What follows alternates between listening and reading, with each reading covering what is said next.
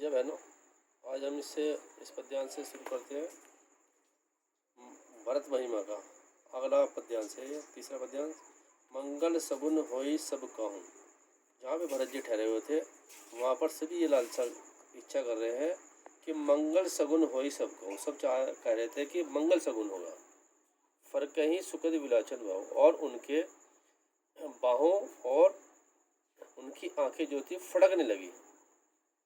भरत ही सहित समाज उत्सव। भरत के साथ ही जितना समाज था और देव समाज था वह उत्साह में भरा हुआ था।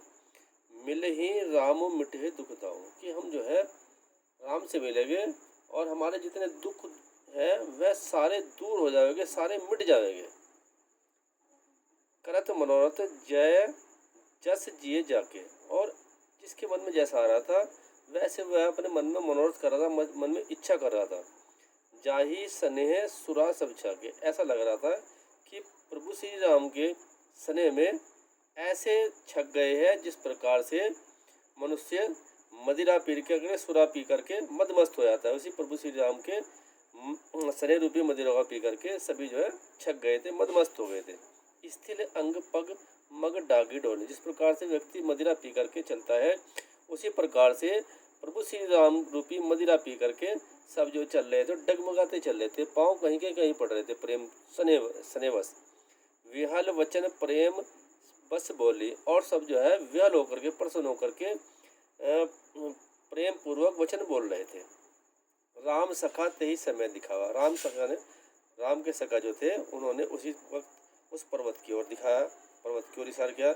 शैल शिरोमणि सहज स्वभाव, और वो जो शैल थी पर्वत था बहुत सुंदर दिखाई पड़ रहा था, उसकी ओर उन्होंने इशारा किया।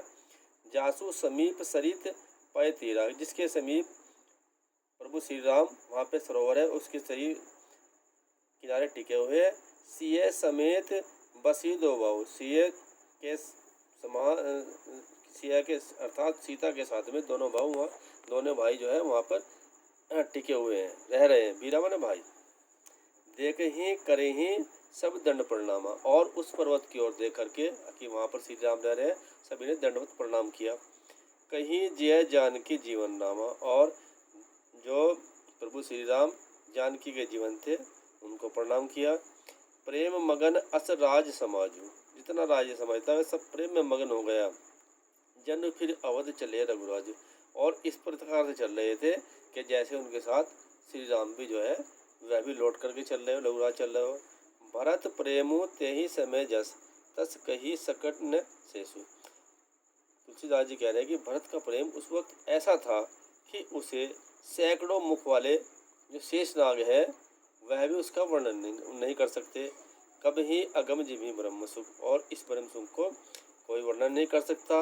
यह मम मलिन जनेसु, और मेरे जैसा मलिन व्यक्ति तो उस प्रेम का वर्णन कर ही नहीं सकता है। तो इस प्रकार आज हमने 2 इसके पद देखे, आगे शेष बाद में पढ़ाई जाएगी। धन्यवाद।